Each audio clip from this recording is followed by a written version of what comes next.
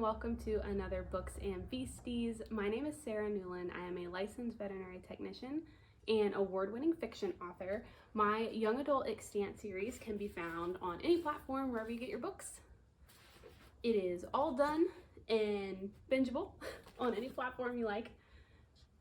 And Books and Beasties is really a combination of those two passions in my life. So I like to take a deep dive into how some of our favorite animal characters impact plot and character development in some of our favorite books. In this episode, we're going to be taking a look at Buttercup the tabby cat in the Hunger Games series.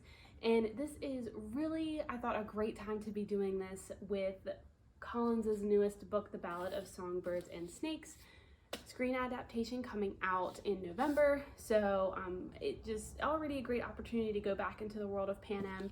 Not that we ever really want to physically, but mentally, taking a trip back there and taking a look at her first series that set the world on fire. So I really like to start by just briefly touching on the history of the author first. Suzanne Collins did not start with the Hunger Games. That was not her debut. She was actually a very successful screenwriter prior to this series coming out and had an entirely other series published and out before her Hunger Games series really came out and took off. So she was already well established in the field, and one of my absolute favorite sayings is something that one of my favorite authors, Victoria Schwab, said, and that is, you never know which work is going to take off. So, if writing is something that you love, or anything that you love, stick with it, because you truly never know which of your successes is going to be the big one. And Collins already had a lot of success in her life before the Hunger Games became the huge, just complete fandom that it is now. So whatever your dream is, stick with it, because it can definitely happen, and it might be your first book, it might be your 50th book, you just never know. Before we jump into chatting about our Buttercup, our Beastie Buttercup, I like to give just a little bit of background on the book and the story. So this is a spoiler-free chat. I will not be giving anything away, even the big things. So just a little bit of background. The Hunger Games takes place in a place called Panem, which is basically a post-war civilization that is divided into 12 districts and completely run by a separate section called the capital. And the capital has full control, and they like to remind the districts of this every single year by holding an annual gladiator style fight to the death competition, where each of the districts offers up one boy and one girl as tribute to basically just bully and keep the districts in line with the capital. Great example of why that doesn't work long term as a ruling structure. So that's really where we find ourselves, and the reader enters this world when our main character, Katniss Everdeen, symbolically,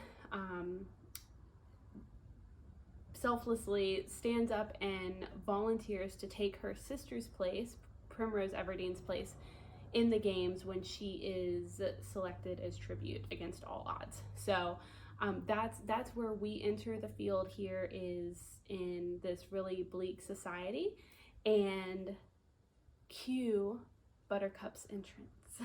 Now, Buttercup I love even more because the first time I read the series, Buttercup, I like animals, so I was like, okay, great, there's a cat, that's cool. Buttercup is in book 1 that many times, in chapter 1. That's it. So he's extremely easy to overlook, and that's kind of his point. He masterfully written. It's incredible how such a small, low-featured character can carry so much weight and have such a significant impact, perhaps not on your first read through, perhaps not even on your second read through. But as I started doing this Books and Beasties endeavor, I was just casually, thinking about the Hunger Games as preparing for The Ballad of Songbirds and Snakes to come out, the movie. And I just started to reflect on Buttercup, and Buttercup's a big deal. So I always like to start with checking out a character's name first in the meeting, because authors can spend a lot of time thinking about what to name their characters. And Buttercup's name seems really superficial at first. He's Primrose's cat, so he's not Katniss's cat. He's not our main character's Beastie. He's her sister's, Primrose's. And she chooses to name this, Katniss calls him the world's ugliest cat, I believe, on page 1. Yes, the world's ugliest cat, with a mashed-in nose, half of one ear missing, eyes the color of rotting squash. Prim named him Buttercup, insisting that his muddy yellow coat matched the bright flower. That speaks so much to how strong and resilient our children are. And they are living in this terrible, terrible world. They have a chance every single year of going to fight to the death in these games. And Prim, who this is her first year being old enough to be put in, to have her name literally put in the hat, to be possibly selected to fight to the death in these games. And she chooses to name her cat after this symbol of hope, which is the buttercup, sunshine, hope. That's what she chooses to name this wormy-bellied, gross stray cat. And it instantly speaks so much to the strength of her character before we've even met Prim. And I think it's such a powerful tool that authors have when they're choosing names for characters and how they're introduced, and this one is just done flawlessly. It's really, really well. And instantly in that same paragraph, we go on to immediately have Buttercup reveal a little bit about Katniss's character, where she says that she still remembers how she tried to drown him in a bucket when Prim first brought him home, because Katniss's main concern is feeding her family. It's called the Hunger Games for a reason. Food is rationed out among the districts, and Katniss's family is constantly facing a threat of starvation. So she's trying to put food on the table. She does not need another mouth to feed, especially one that's not human. So, you know, our human families always have to come first. So no, she doesn't want this cat around, but she loves her sister loves the cat, so eventually she caves. So that shows, 1, the strength of her love for her sister, 2, her priorities. You know, Prim is this hopeful little beam of sunshine that wants to care for any little creature that comes crawling to her door, while Katniss knows that she is the one that's responsible for putting food on the table, for feeding her family, and she cannot be worried about this cat. So eventually they come to an accord, and Katniss will feed Buttercup just the entrails of whatever fresh game she kills, and he will not hiss at her. It says, entrails, no hissing. This is the closest we will ever come to love. And that's Buttercup in book 1. That's it. And so it's really tempting to not think anything more of it and just, you know, go on to assume that, okay, well, Buttercup is just Primrose's cat, and that's all that, you know, he really stands for. It's easy to assume that he's just kind of a little throwaway world building nugget that the author threw in there, and that is very much not the case. So book 2, we still only see Buttercup in the beginning when Katniss is home in District 12 and he's hanging out with Prim, and mostly Katniss finds Buttercup secluded at their old home where she is also hanging out. So we have a little bit of shared experience there, some bonding going on, whether Katniss wants to recognize it as bonding or not. And she does 2 things. She gives him a piece of beaver fat, which, I'm sorry, that is a huge step up from entrails, tasty beaver fat. And she goes so far as attempts to carry him back towards their new house where Prim is. He doesn't go the whole way. He darts off on his own independent cat self. But it's the gesture, right? It's the fact that she picked him up and was taking him back towards their new home, which is pretty huge. That's a big step for her. And again, that's pretty much it for Buttercup in Catching Fire. So very easy to kind of disregard the character at this point. Again, not think much of him, but Mockingjay is where Buttercup really shines. And that was a nice pun. So it's where he really takes off, and we see Buttercup, again, mostly with Prim. He is Prim's cat. There is a specific moment with Buttercup and Prim where they're staying. Again, this is spoiler free, so I'm gonna really do my best here. If you know, you know. If you don't know, I really don't know how that's possible at this point with the extent to which this series has been covered on social media and the internet. However, if by some miracle you don't know, I'm not going to be the one to give it away for you. So they are in a new place, and they're basically under a bomb threat. So they're all heading down to this bomb bunker, and Prim is missing because, wouldn't you know, she's gone to get her cat because she doesn't want her cat exposed when the bombing happens. She wants to make sure that Buttercup is as safe as the rest of them. So Prim is going after her cat. Katniss is going after her sister Prim, and then Gale, one of our love triangle male figures here, is going after Katniss. So in one scene, we underline Prim's love for Buttercup, Katniss's love for Prim, and Gale's love for Katniss. Collins beautifully sets up all of these dominoes to very efficiently break our hearts. So it's masterfully done, again, and just a great implementation of something that we can all relate to, too. You know, if I have personally been in the situation where our house has been under like a tornado watch, and I am holed up in the bathroom because I'm terrified, and I will, dart out to grab the cat, even though that is not logically sound. You should always seek your own safety first, and as hard as that is to do, and I think as pet owners we can all very much relate to Primrose's thought process here. So very relatable, great scene for Buttercup. And it's at the very end when Buttercup's real purpose kind of comes to light. And so when the thing happens, the thing that we will not discuss out loud here, when that happens, Katniss goes home. She is physically and emotionally broken, and she goes home to her original home and finds Buttercup there. And as broken as Katniss feels, Buttercup looks it. Buttercup looks like he has been mauled by a wild animal. He has open gashes on him, he's super skinny, and he's limping, and Katniss is so basically enraged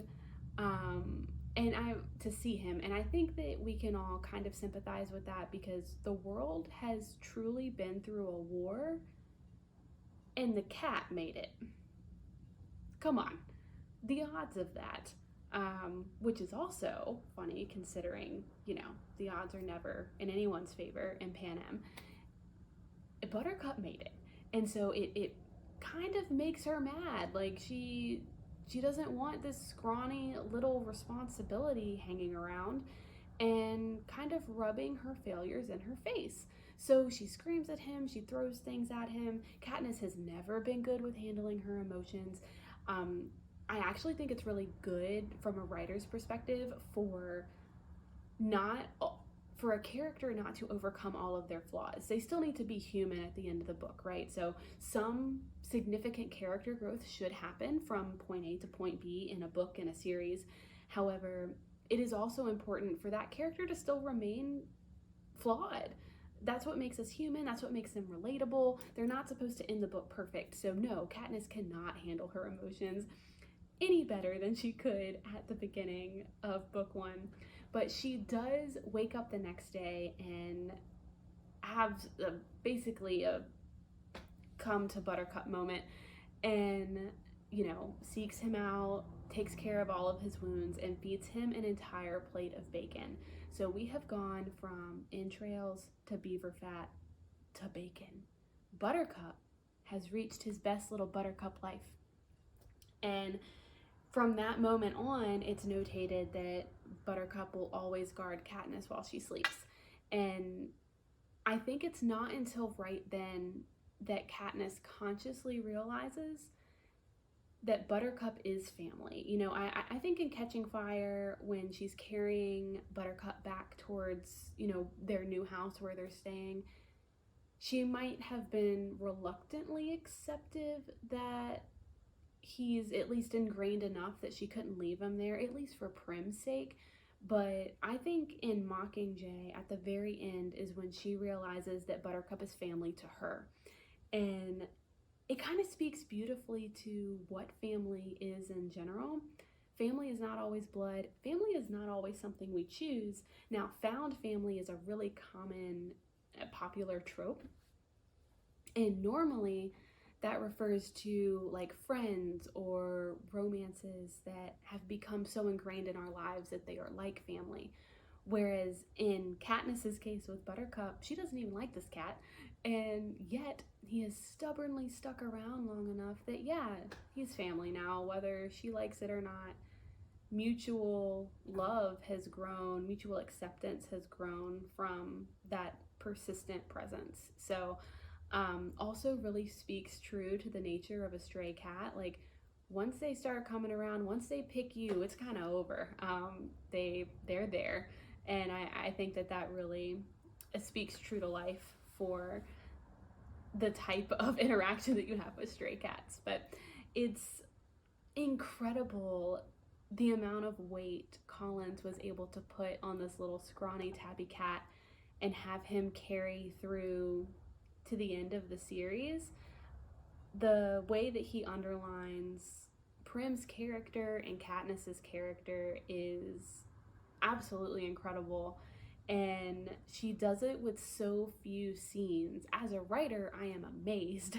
As a reader, I am just so appreciative of the experience. Now, on these, I always like to leave you with a VTech tip, mostly because I can't help myself. And in this case, it really harkens back to Buttercup's first appearance. So when Prim first brings Buttercup home, it's mentioned that he has a really big wormy belly, and that is extremely true to life. Stray cats, most kittens, even ones from breeders or, you know, shelter situations, most of them have at least one intestinal parasite. So those are basically intestinal worms that hang out in their GI system and feed off of what they're eating and eat the nutrients that the cat should be getting. So even though the cat has a really round belly, they'll typically be pretty skinny everywhere else because the worms are taking all the nutrients that the cat should be absorbing. So whenever you get a new animal, I don't care what kind of animal it is, if it's a bird or a snake or a cat, a lizard, always, one, take them to the vet for a wellness exam. You don't know about any potential problems or inherited problems until you have them checked out by a veterinarian, and always have them check a stool sample. You will not always see live worms pass in the stool if they have them. Normally they're microscopic, so we actually use a microscope, and nowadays we also use antigen and PCR testing. So I'm actually looking at the DNA presence of different species to see if they have a parasite load. And it's so important that you do this not only for their health but for your health, because a lot of the things they carry we can catch, and that's gross. So, you know, practice good hygiene, especially when you get new animals, and especially if you have littles in the house. You know, babies put everything in their mouths. You just want to make sure that everyone's nice and safe and that your animals are set up to grow and prosper. So that is what I'm going to leave you with. Lovely poo talk. If you have any comments, please feel free to leave them. If you have any ideas for a book or a beastie to be featured here, always let me know. I'm always looking for new ones to feature, and I love evaluating even mythological ones. So dragons, anything, bring them on. Until then, I will see you next time.